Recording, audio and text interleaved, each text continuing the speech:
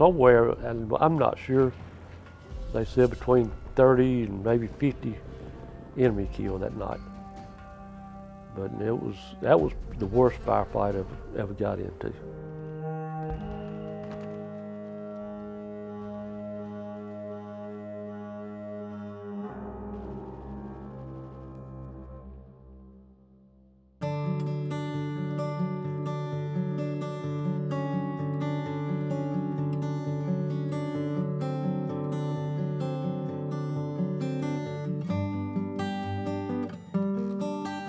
I grew up in Hatchachubby, Alabama.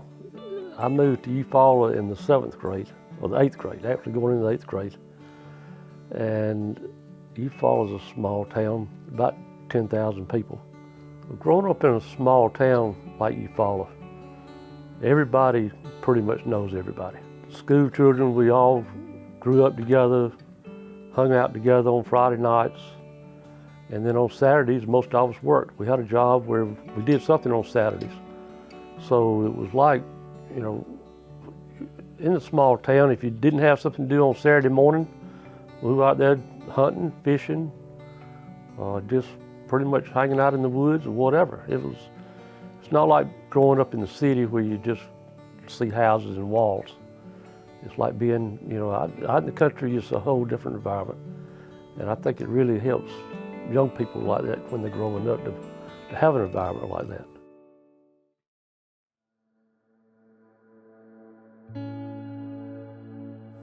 I had gotten hurt playing football, and the doctor told me the best thing to do after the 10th grade is not to play football. And I decided probably the best thing for me to do is just join the Marine Corps.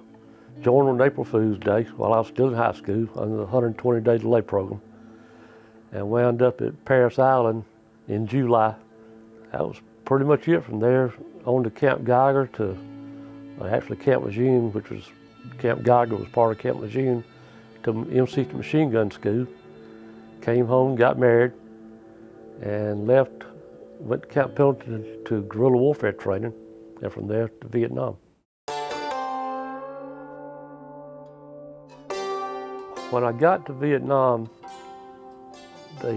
I got off the plane there in Da Nang, and they sent us over to what was called the CAP School, Combined Action Program School. And it's just a handful of us that went to CAP School. The rest of them went to the divisions, 3rd Marine Division or whatever else was over there. Well, I wound up with the CAP program, which was a program where they put the Marines, about 10 Marines out in a village, living with the villagers, along with a Navy corpsman and a platoon of PFs, Popular Forces. So we had 2 weeks of culture, religion, and customs, and introduction to the CAP program there in Da Nang. And then from there, I was sent down to Chu Lai, which is a Mercantile division with the Army, to the Marine Corps headquarters down there. And from there, they sent me out to a village called Andem High, which was actually CAP 132. And that's where I lived for 8.5 to 9 months. We had run a patrol about 3 days before May the 8th and had contact with what we thought was the NVA. And we came back and got intelligence from the villagers that there was NVA in the area, linking up with some of the Viet Cong. So they told us to, you know, be on guard, that they may try to get us. So the morning of May the 8th at 10 minutes after 2, I was supposed to go on radio watch at 2 o'clock that morning. And Doc was on the radio writing a letter home. So he was on radio watch then, so he was running a little late, coming and waking me up. So as he's walking across the schoolyard, in the compound we were in, to wake me up, I was asleep on the porch in my hammock at the school building. The first explosion went off, and it was over behind me, actually behind the school building. So he took off running, got back to the radio, grabbed it out of the building he was in, and ran into the bunker that we had built near the mortar pit. Well, I got out of my hammock and jumped in a trench that was beside the school. And as soon as I jumped in the trench, I saw 4 soldiers. I didn't know who they were. I couldn't tell whether they were our people or enemy, coming towards the school building from behind it. Well, I knew we had some guys over there. In fact, that's why my M60 was set up. And I sat there and watched them. Well, by that time I was watching, they started pulling the pins on the satchel charges. And they started throwing satchel charges in those school buildings. So I opened up on them. I killed 2 right then and wounded 2. And I took off running and jumped in the mortar pit. And by then another Marine had got in the mortar pit with me, and we started dropping rounds almost practically on top of us, because you could see the North Vietnamese and the Viet Cong running around inside our area. And the only way we could get them was, to drop the rounds as close as we could to us. It lasted until about 6 o'clock, and then the Green Beret came in, and they relieved us, and we started cleaning up around the area to find out who had been shot.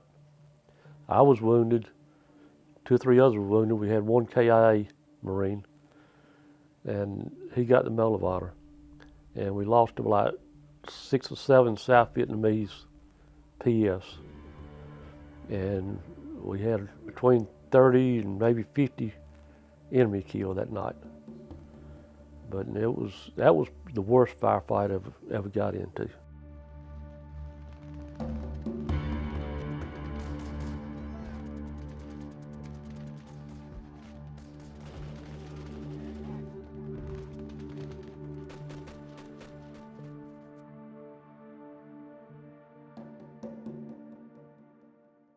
It's pretty rough shape now.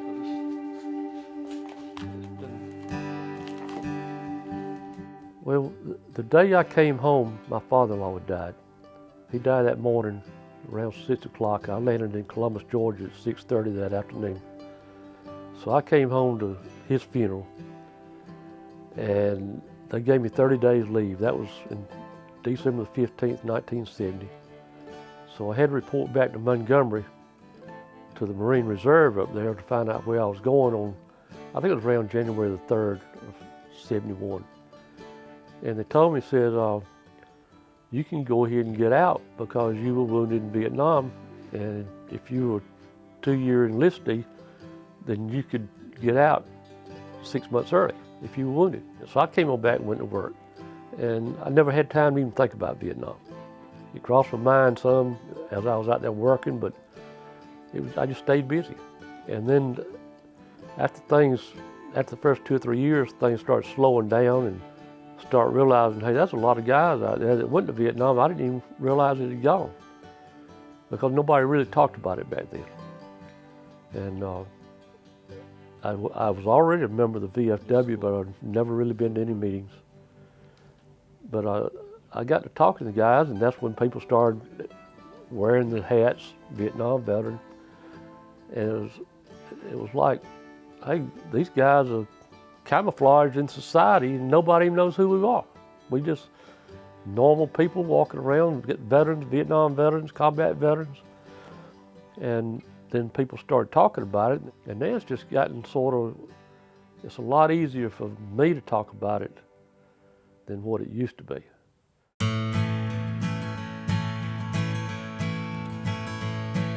I think the benefits of being in a small town and coming home from a war like that, people realize you were over there. They knew you were over there. And they'd come up to you and thank you for doing it. And I never really had any negative comments. When I got back, I didn't see all that about what they were talking about went on in the larger cities where the veterans wasn't welcome. I never saw any part of that. I think just by being in a small town, everybody knew that I was over there. Most everybody did. But it just wasn't, they just say, hey, glad you're home, glad you made it back, appreciate what you did, and that was it. But I've talked to guys that came back in a whole different situation, especially the ones that came back to the cities. And they just hung around the bars, didn't have anything to do, couldn't find a job. And it was a whole different ball game than what I actually went through. I think it's a big advantage by coming back from war and getting in a small community like Eufaula.